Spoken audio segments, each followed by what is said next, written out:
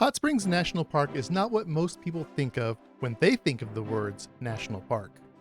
For me, this park falls into the same category as the Gateway Arch in St. Louis, with some very national park differences. Hey, it's your dad here, and I'm still trying to make it to all 63 national parks. So let's talk about this Hot Springs National Park. But before we begin, you should definitely give this video a like, and maybe subscribe because I'm subscribed to you. Does that make sense? Anyway, so to start off, Apple Maps has no idea where Hot Springs National Park actually is.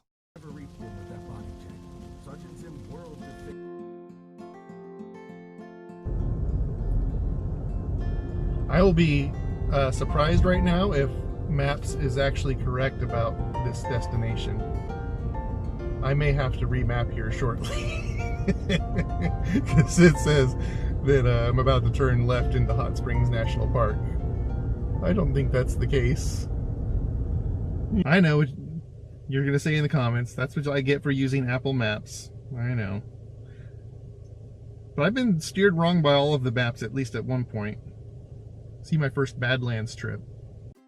The first thing you're going to notice as you pull into Hot Springs National Park is that you're still in the city. And that's because the most important part of Hot Springs National Park are these buildings here. This is what the national park was set up to preserve. This is Bathhouse Row. It might surprise you to know that Hot Springs is not in a volcanic area. This water is heated in a normal geothermal way. As it seeps through porous rocks, it gains about 4 degrees every 300 feet.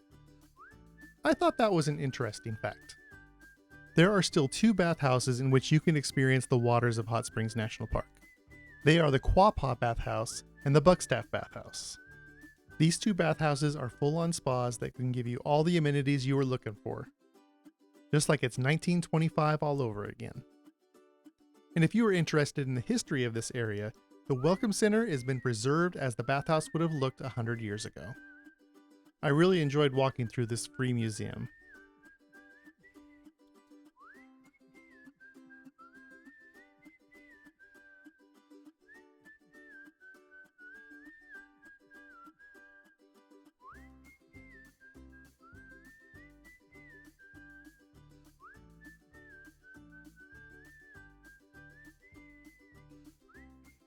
Honestly, this was my favorite part of the museum because I've only seen these things in cartoons.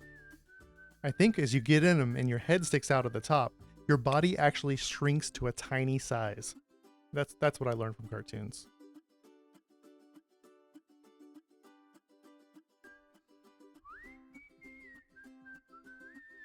Basically, they came up with many ways to experience the hot springs. Of course, there was the wraparound showers. I'm actually for that one. That seems like the best way. Or you could have your own private bath, which really feels like you're in a public bathroom a little bit.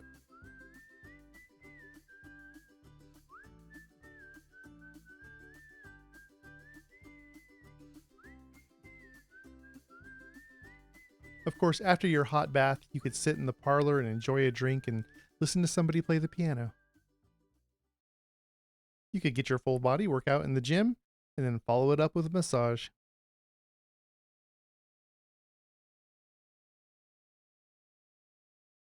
But for me, it's just not a national park unless I get to take a hike. Since my time at the park was going to be short, I decided to take the hike up to the Hot Springs Mountain Tower.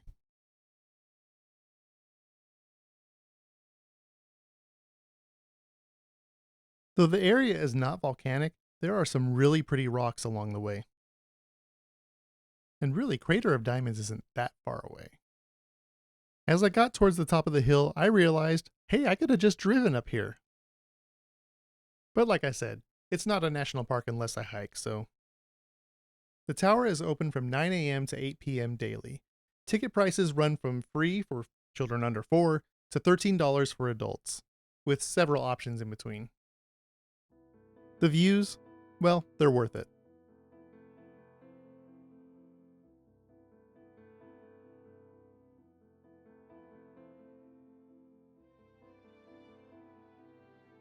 Besides the spas, there are a few places you can experience the hot springs. And while you can't submerge in them, you can at least feel how hot the water is.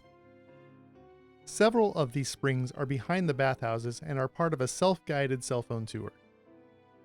In addition to the springs, there are some outdoor activities that really do make this a full-on national park. There are 26 miles of hikeable trails in the park. There is also the Gulpha Gorge Campground. The campground has only 40 campsites and reservations are required before you arrive and cost about $34 a night. Also, the sites will accommodate both tents or RVs. Of course, if you're just looking for a relaxing drive, there's the Hotsprings Mountain Scenic Drive, which was originally built as a carriage road in the 1880s. It is a one-way drive, although it's a figure 8, so there is one place where you can turn early so you don't have to do the whole thing. But if you're going to drive up to the mountain tower, expect that you're going to at least have to make half of that scenic drive. Hey, thanks to you that make it this far in my videos. You are the best. I mean it. I like you a lot. And if you didn't do it earlier, I forgive you, but you can like this video now and subscribe to the channel. And if you do, you know what? I'll see you next time.